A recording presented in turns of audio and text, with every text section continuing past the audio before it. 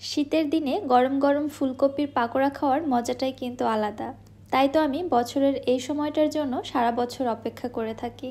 আসসালামু আলাইকুম everyone, welcome back to my channel. আজকে আমি তৈরি করব মুচমুচে ফুলকপির পাকোড়া। ফুলকপির পাকোড়া তৈরি করার পরে ফুলকপির পাকোড়া থেকে বাজে একটা স্মেল আসে, যার কারণে কিন্তু আমরা অনেকেই এই পাকোড়াটা তৈরি করতে চাই না।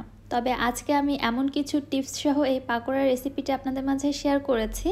এত বেশি টেস্টি হবে ফুলকপির পাকোড়াটা, কোনো প্রকার গন্ধ আসবে না, খেতেও অনেক বেশি মজা হবে আলহামদুলিল্লাহ। চলুন রেসিপি দেখে আসি। বিসমিল্লাহির রহমানির রহিম। এখানে আমি একটি ফুলকপি নিয়েছি। আমি মোটামুটি একটি বড় সাইজের ফুলকপি নিয়েছি, কারণ একটু বেশি করেই বানাবো। আমার খুবই পছন্দ এই পাকোড়াটা। এখন ফুলকপিটাকে কেটে নিব। তার জন্য ফুলকপির পেছনের এই সবুজ অংশটাকে কেটে ফেলে দিয়েছি। এরপরে ফুলকপিটাকে এরকম পিস পিস করে কেটে নিচ্ছি। ফুলগুলোকে একটু ডাঁটাসহ কেটে নিব, তাহলে ধরতে সুবিধা হবে। আর দেখতে পাচ্ছেন ফুলগুলো কিন্তু বেশ বড়, এত বড় রাখা যাবে না। এজন্য বড় টুকরোগুলোকে আবার মাঝ বরাবর কেটে ছোট করে নিতে হবে, তবে খুব বেশি ছোট না করলেও চলবে। আমি ফুলকপির এই টুকরোগুলোকে কেটে ঠিক এই সাইজে করে নিচ্ছি। অনেক সময় ফুলকপির এই ফুলগুলোতে কিছু কালো দাগ পড়ে যায়, এগুলো ছুরির সাহায্যে এইভাবে চেঁচে ফেলে দিতে হবে।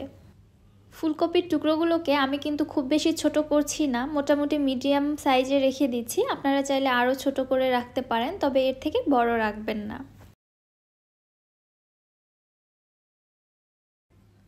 ফুলকপিটা তো কেটে নেওয়া হয়ে গিয়েছে।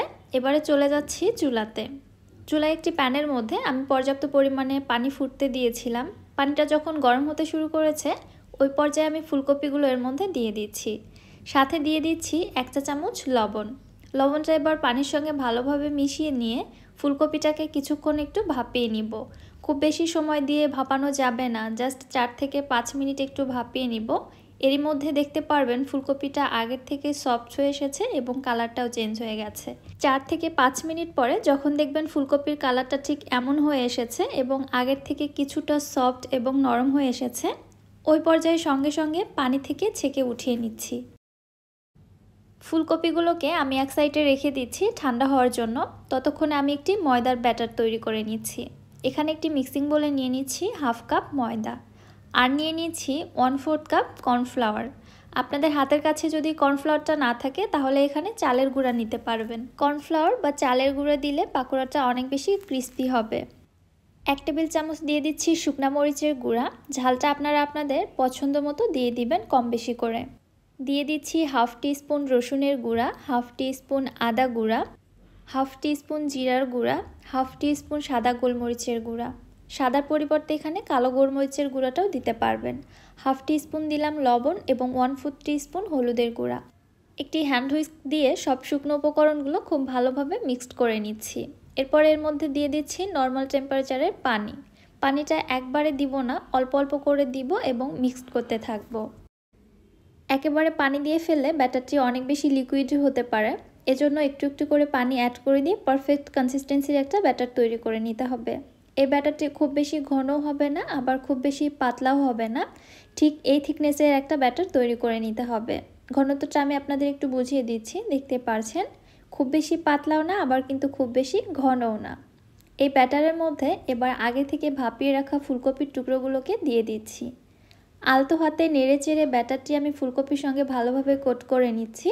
এ পর্যায়ে তাড়াহুড়া করা যাবে না, খুবই আলতো হাতে এবং ধীরে ধীরে এই কাজটি করে নিতে হবে। এছাড়া কিন্তু ফুলকপির টুকরোগুলো ভেঙে যেতে পারে। দেখতে পাচ্ছেন খুব ভালোভাবে মেশানো হয়ে গিয়েছে। ফুলকপির টুকরোর গায়ে ঠিক এমন কোটিং তৈরি হয়েছে। চলে যাচ্ছি তাহলে চুলাতে পাকোড়াগুলো ভেজে নেওয়ার জন্য।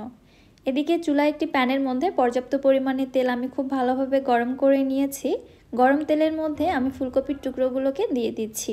চুলার হিট থাকবে মিডিয়ামে। মিডিয়াম হিটে এই পাকোড়াগুলোকে ভেজে নিতে হবে। ফুলকপি তো খুব দ্রুতই সেদ্ধ হয়ে যায়। এছাড়াও ভাপিয়ে নেওয়ার সময় প্রায় 40 থেকে 50% মতো সেদ্ধ হয়ে গিয়েছে অলরেডি। এজন্য ভেতরে কুকড হবে কিনা এমন কোনো ভয় নেই, জাস্ট উপরটা সুন্দর মতো কালার আসা পর্যন্ত এবং ক্রিস্পি হওয়া পর্যন্ত ভেজে নিতে হবে।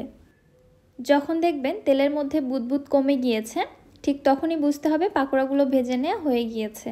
এছাড়াও নেড়ে নেওয়ার সময় আপনারা বুঝতে পারবেন পাকোড়ার উপরটা কিন্তু অনেক বেশি ক্রিস্পি হয়েছে। সো এই পর্যায়ে তেল ঝরিয়ে পাকোড়াগুলোকে আমি উঠিয়ে নিচ্ছি। গরম গরম এই পাকোড়াগুলো এখন জাস্ট খাওয়ার পালা। আমার তো দেরি একদমই সহ্য হচ্ছিল না, খুব দ্রুত ভিডিও শেষ করে পাকোড়াগুলো খেয়ে ফেলেছি। ফুলকপির পাকোড়ার মধ্যে তো ফুলকপির কোনো বাজে স্মেল ছিলই না। সসের মধ্যে ডিপ করে মুখে নিয়ে যখন বাইট দিচ্ছিলাম, এত সুন্দর মশলার ফ্লেভার ব্লাস্ট হচ্ছিল, জাস্ট আমেজিং। আমার এই রেসিপিটি ফলো করে আপনারা জাস্ট একবার বাসায় তৈরি করে দেখবেন, খুবই ভালো লাগবে। রেসিপিটি ভালো লাগলে যারা আমার ইউটিউব চ্যানেল থেকে ভিডিওটি দেখছেন, চ্যানেলটি সাবস্ক্রাইব করে পাশে থাকা বেল আইকনটিতে ক্লিক করে দিবেন আমার পরবর্তী ভিডিও নোটিফিকেশন সবার আগে পাওয়ার জন্য। এবং যারা ফেসবুক পেজ থেকে দেখছেন, পেজটিতে অবশ্যই একটি লাইক এবং ফলো দিয়ে দিবেন।